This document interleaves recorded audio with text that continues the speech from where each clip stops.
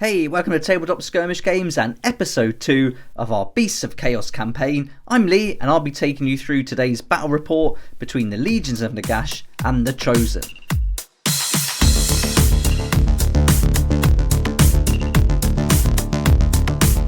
The Chosen Warherd have embarked upon their quest for the blade of the Stonefire Curse. As they approach Caprine Pass, famed for its twin arches, Burr scouts ahead to check for any enemy activity across the plains.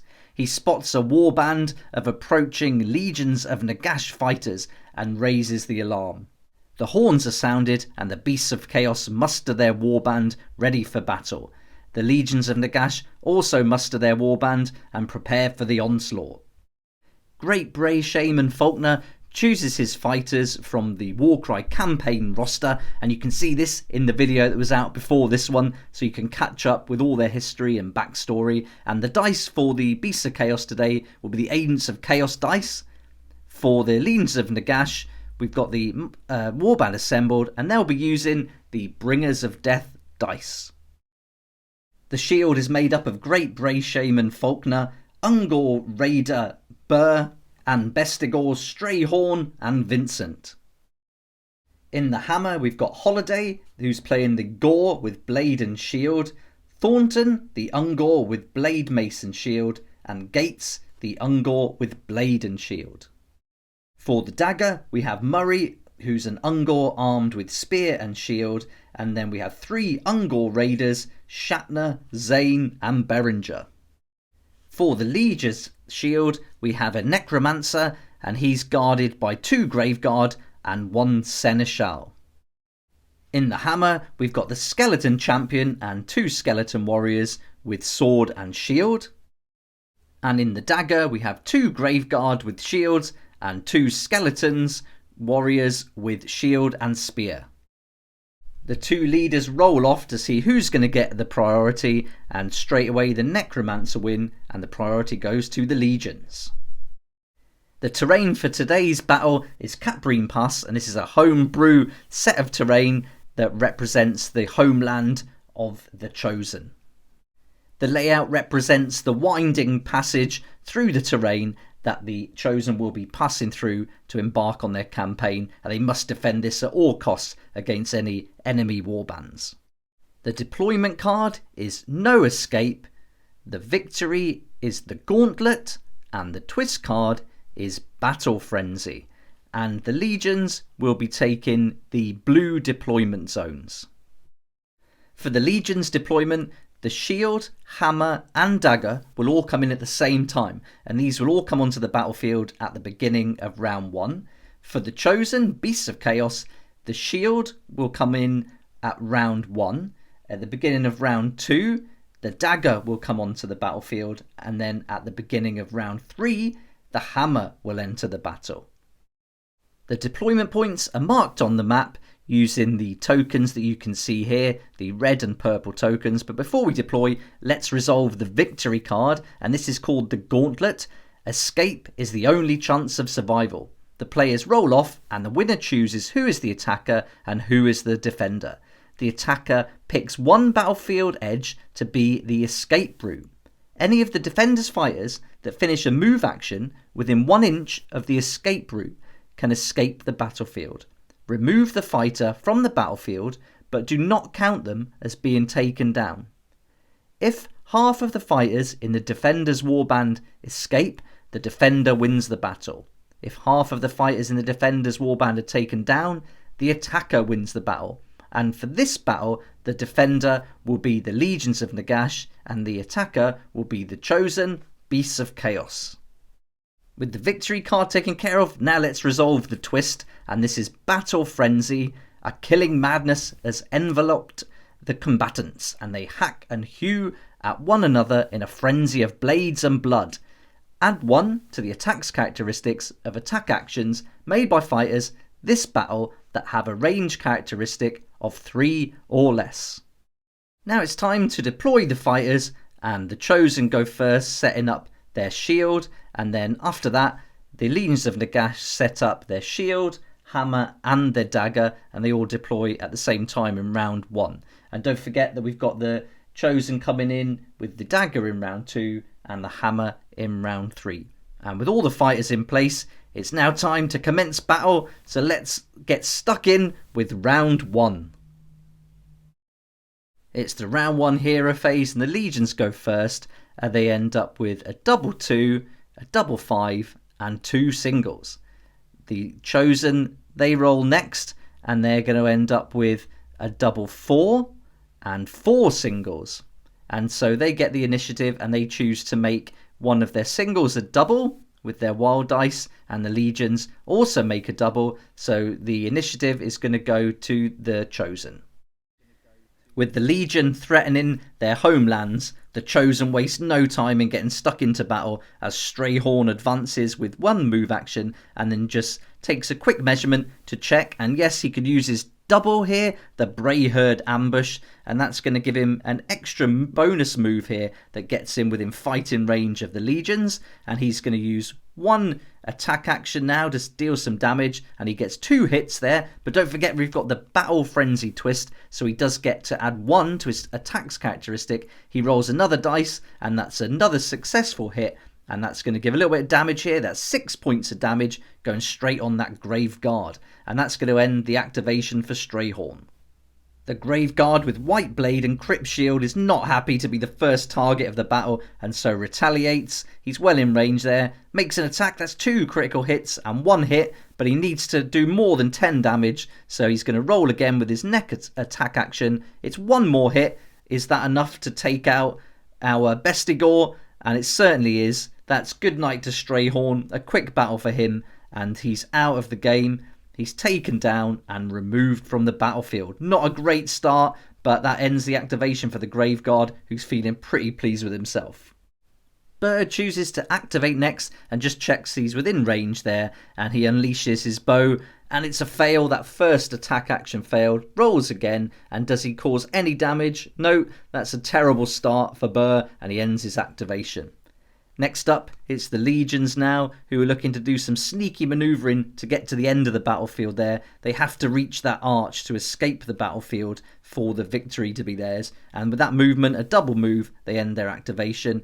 And now a little bit of measuring up from the chosen here, just to see if they can reach. And again, it's a move for the Great Bray Shaman Faulkner, and he's within range to use his mystical attack action, and then he's going to roll 2 dice, and no success there, not even a hit, and that ends his activation. Not a great start for the Bray Shaman here. He needs to do better if he wants to lead his warband to victory. Now it's back to the legions, who's looking to do a little shifty move, a double move action, and ends their activation. Now Vincent the Bestigor's looking to get some revenge for his fallen brother, and so he makes his move, nice 5 movements. They really have got an advantage here with this extra movement, and he's going to use a double 6 for the Bray Herd ambush, and that's going to get him within fighting range of that Grave Guard, and he's determined to exact some punishment here, and he lines up his axe, and he swings, and taking an attack. He's got those 4 dice with that extra, and this is a great roll. He's got 2 critical hits and 1 hit. Surely this is enough to take out the Grave Guard with White Blade and Crypt Shield, and it is. He's removed from battle, and that's 1 victim for the Beasts of Chaos, and the Chosen are much more happy now and back in the fight. Now it's the legions, and this guy's going to make a move. Another Grave Guard looking to cover some ground, escape the clutches of the Bestigor, and advance towards the victory condition, the edge of the battlefield, and they end their activation. With only 4 fighters on the battlefield in round 1, the Chosen have finished now. They've made all their activations, so it's a lot of movement for the legions as these 3 fighters all advance, both choosing to make 2 move actions for their activation, and all 3 will end after their movement.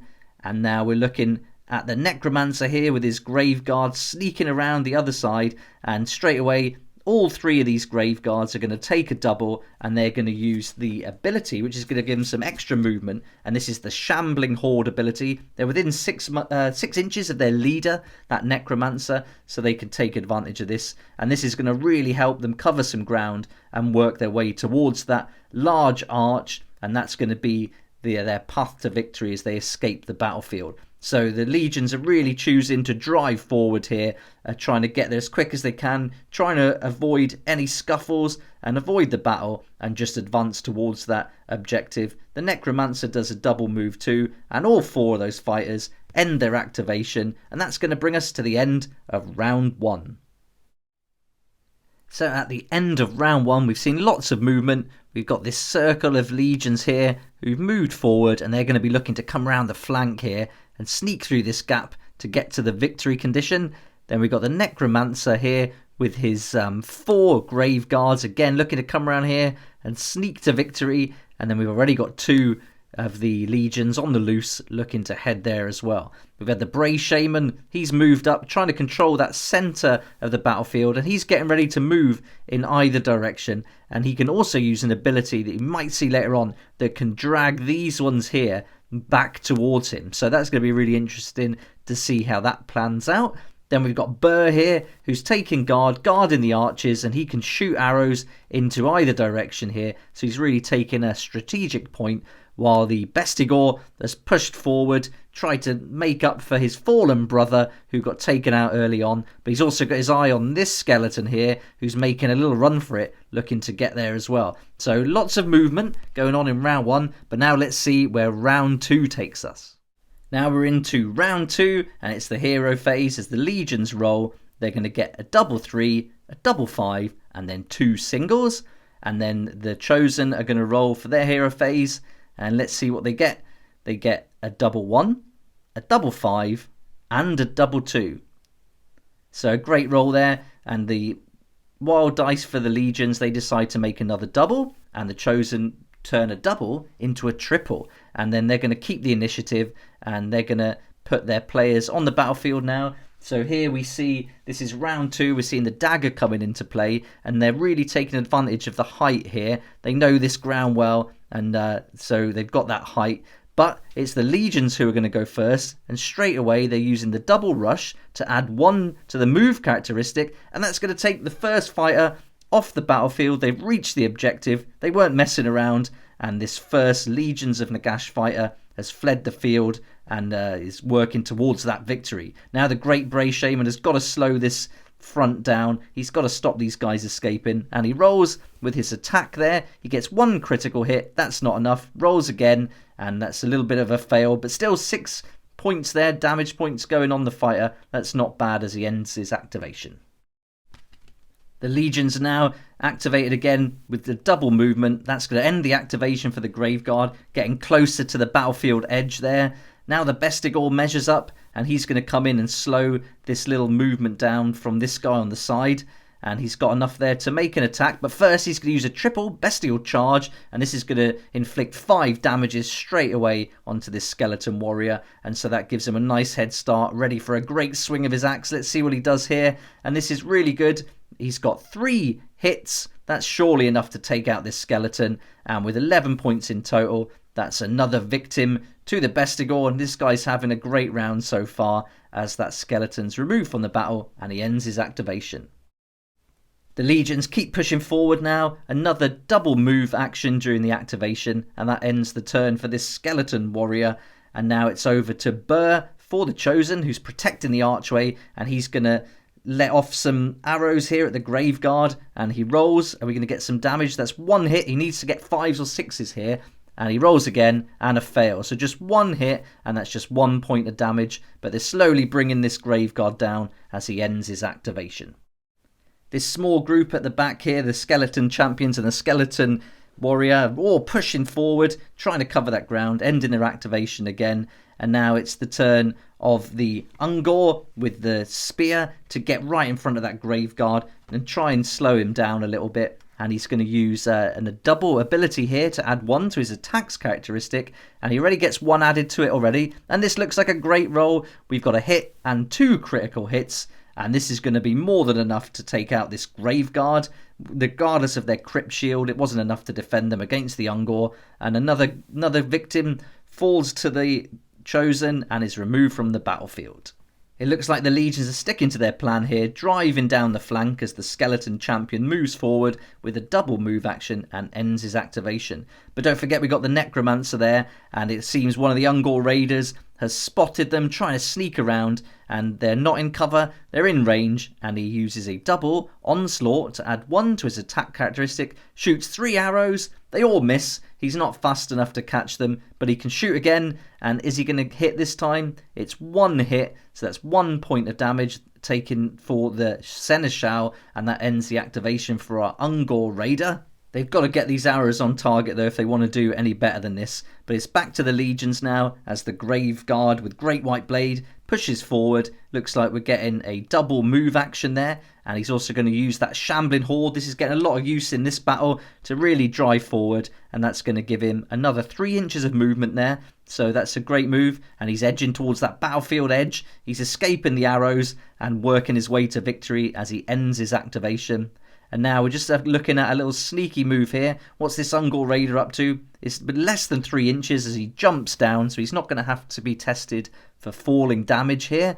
And he's going to make a quick attack. It's hand-to-hand combat, so he gets the extra dice. And it's a critical hit, putting 3 points on that Grave Guard. And that's going to end his activation. Not bad there for the Ungor Raider. The legions continue to push forward with another Grave Guard coming around the corner. They're really trying to stay out of the fight here. Will this tactic work for them as they use another double Shambling Horde ability to get an extra 2 inches of movement this time, evade those arrows and sneak through the gap? They're having to work their way around that pile of stones there to get a clear path to the victory condition and their objective as that Grave Guard ends the activation. But another Ungor Raider has got a clear line of sight on the Necromancer, and so he's going to unleash 2 arrows, but he's going to do it twice, 2 attack actions, do them at the same time. That's 3 hits, but only 3 points, and the Necromancer absorbs it pretty easily as that Ungor Raider ends the activation. And now the Necromancer chooses to move with a double move action, ended his activation. And then finally, the last fighter to move is the Grave Guard, a double move, ends his activation, and that brings us to the end of round 2. So in round 2, we saw some extra fighters coming on for the Chosen, and that was mostly the Ungor Raiders who took positions up here, taking that advantage and getting onto some high ground so they can shoot some arrows down onto the advancing Necromancer and his Grave Guard. We also saw one of those Ungor Raiders move forward and try and hold up this guy who's advancing towards the objective. We've also got one of the Ungors with spear and shield taking a defensive position, and we've still got Burr there hanging on, the Great Bray Shaman as well, and our Bestigor here who's getting in the way of these advancements from the Legion, who are really starting to push forward now and are looking to get around him. They've also got the option of coming down here, but the Bray Shaman's going to meet that attack. So it's all looking good for both parties at this point. The Legions have got the Necromancer and the Grave Guard still pushing forward. There's one more back here. They're all going to be looking to come around here and get to that end zone. So it's all to play for as we go into the next round. Now we're into round 3, and it's time for the hero phase as the Legions roll first, and they end up with a double 5, a double 1, and 2 singles. Now it's the turn of the Chosen, who get a double 5 and 4 singles. So they get to choose where to put their wild dice first, and they make a 6, a double 6, and the Legions make their double 1, a triple 1. And so the initiative goes to the Chosen, and they're going to start deploying their final deployment party now, which is going to be the hammer, and they're making sure that they're all wholly within 3 inches of that deployment zone. And now the Great Bray Shaman makes a move, but tries to keep at least 3 inches away so they can use their magic weapon there, the mystic weapon, and straight away it's 2 hits, and that puts a fair amount of damage on, enough to take out this fighter, and that fight is removed from the battlefield. Great little sneaky move there by the Great Bray Shaman, leading from the front, and ends his activation. Now it's over to the Legions, and they're looking to make another move towards that edge. This Shambling Horde's coming into effect again for that extra 3 inches, which is going to give another 3-6 inch movement there, and then they can use the extra that they get from the Shambling Horde, taking it up to 9, and they've left the battlefield. They've reached the objective and the victory condition now, so that's 2. They need to get 6 fighters in total here, and they're a third of the way. Now it's back to the Chosen, who's really looking to do some damage. This Bestigor has been brilliant today. He's really taken out a great bunch of fighters. This is Vincent showing his stuff. He's going to use Onslaught, so he gets to add 1 for the twist and 1 for the Onslaught as he makes his attack, rolling 5 dice, and let's see what he gets. He's going to get 2, just 2 hits. Is that enough to take out this Skeleton Warrior? And it's not. That's 4 points of damage, sorry, and that's going to end his activation. Now we're back to the Legion as they're measuring up for another movement, determined not to engage the enemy here as the Necromancer advances 8 inches and gets pretty close to the end now, the end zone, and so he's going to use an ability here. It's a triple, and this triple is the Summon the Undead, and this looks like it's going to be a sneaky move as he measures 3 inches from himself and puts the miniature back on the battlefield wholly within 3 inches of the Necromancer, but that's still on the battlefield in the zone, and that fighter escapes. What a sneaky move, getting 3 fighters now. He's halfway to winning and ends his activation. This could have been a good tactic after all. It wasn't looking too great, but now they have to act fast as the Chosen move forward and going to make an attack as they use a double for Onslaught, really making advantage of that Onslaught ability with 5 dice, and let's see if it's enough. And we're going to get a critical hit, 2 hits, and another 2 hits. So that's a huge result there, and a great result, taking out that Skeleton Warrior and really bringing down some casualties now as that Skeleton Warrior is removed from the battlefield, and that little party sneaking around the flanks is now totally weakened. Now it's back to the Legions, and what are they going to do? Looks like this guy is going to get in the fight. No, he's going to disengage and then sneak off around the back to join his fellow Skeleton Warrior there, ending his activation. And now we come back to the Chosen, and they're going to drive forward, going to use that mace to get stuck in with an attack. But it looks like they're just going to take 1 move action and then try and block off any advances. And now it's back to the Legions, trying to be tactical again. Looks like another double move action. They're really not getting in the fight here, but really pushing forward to try and get to that objective as they end their activation. Now the Chosen react to that, and with a double move get right in front of that Skeleton Warrior, ready for the next round to make an attack, and they end their activation too. Now it's over to the Graveguard, who come around and get within base contact of the Ungor Raider. Doesn't seem like a smart move as they end their activation there with a double move action, but is this something they're doing to distract the Ungor Raider from their leader, the Necromancer? It looks like it's worked as the Ungor Raider lines up to make a hand-to-hand combat attack, and they make 1 hit and 1 critical hit, so that's not bad. These Ungor Raiders are doing pretty good in hand-to-hand, but they choose to go again, and it's a fail. Not very good, 4 points of damage in total, and that ends the activation for the Ungor Raider. Now it's over to the next one. This is the Ungor with shield and spear, and they're going to make an attack on the Necromancer, try and stop him and slow him down, but it's a fail, not powerful enough to do any damage, and ends their activation. Now Burr lines up to take some shots, and he pulls back 4 arrows. Only 2 are going to hit, but they're critical hits, so that's not bad, but that's 6 points of damage, and the Necromancer's taking a little bit of damage now as Burr ends his activation. And oh look, we've got another Ungor Raider who's got a great view on the Necromancer, and he takes aim, and he's going to release 8 arrows altogether here. This is crazy. Loads of arrows coming down, and it looks like that was from both Ungor Raiders. So not just 1, 2 went at the same time, but still not enough to take down the Necromancer as we come to the end of round 3.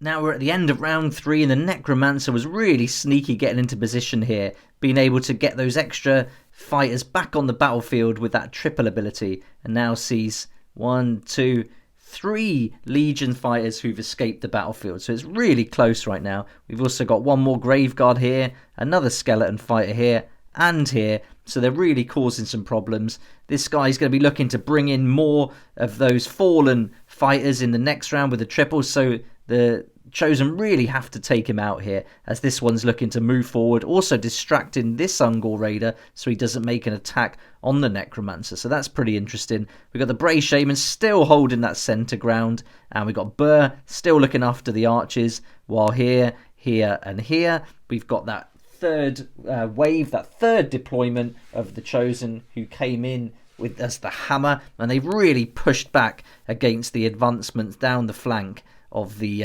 Legion and the skeleton warriors led by the skeleton champions. So they've pretty much written that off and then forcing them to come back into the center here to take on some of these other fighters and the Great Bray Shaman himself. So really interesting tactics there. Those deployments really made a big impact on pushing the Legion back into the center of the battlefield. So let's see how this all pans out as we go into round 4.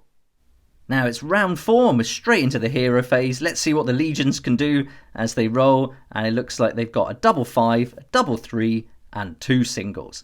The Chosen go next and they roll and they get a triple and 3 singles. So the initiative is going to them and they choose to make one of their singles, a single 6, into a double 6, and the Legion choose to make that double into a triple.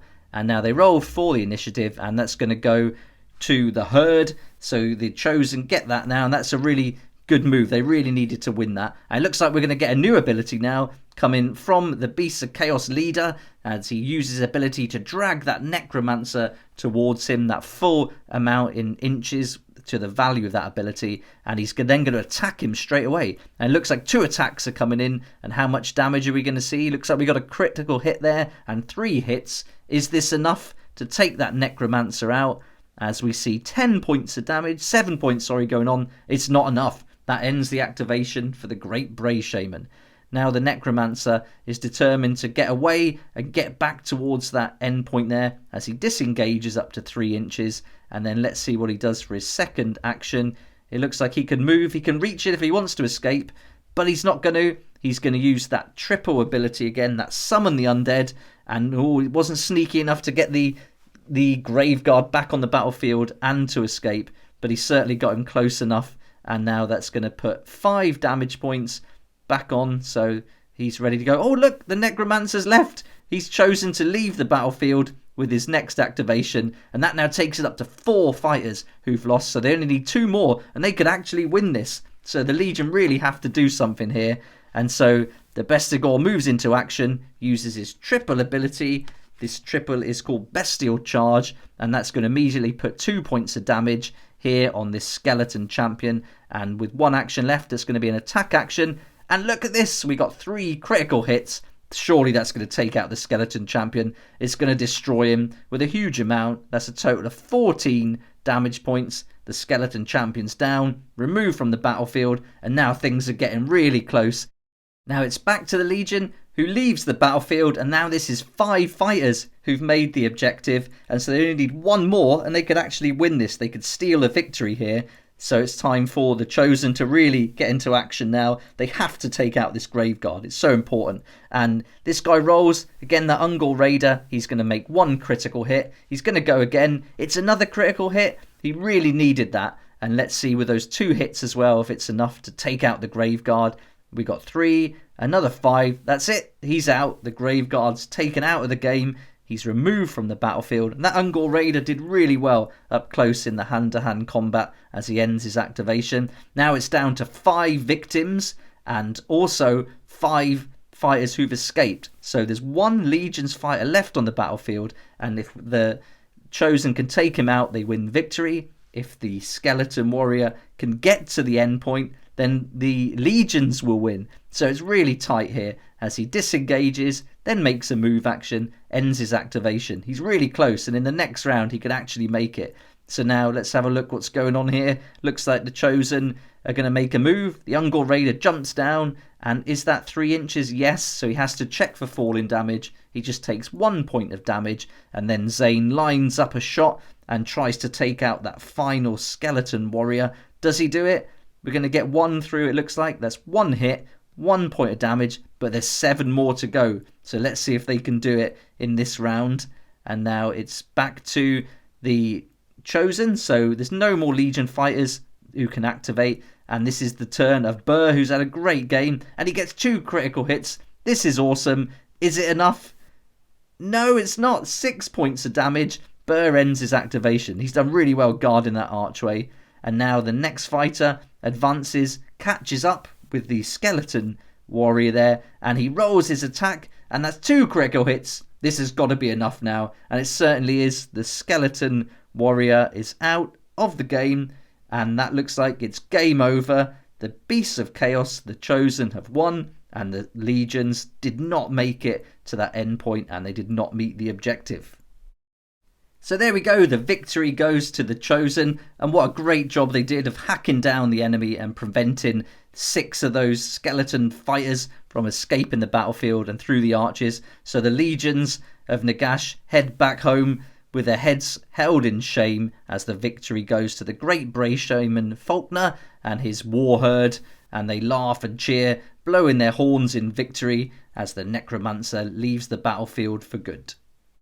That was such a close battle, with 5 of the legions being taken out and only 1 fighter being taken out for the Chosen, and that was Strayhorn, but they did manage to get 5 of their fighters to the objective, so it was really close, and it went right down to the wire there. It could have gone either way, but luckily they did take out that final skeleton warrior at the end, and so Great Bray Shaman Faulkner is the champion and leads his war band on to the next battle in this Warcry campaign for the Beasts of Chaos, the Chosen.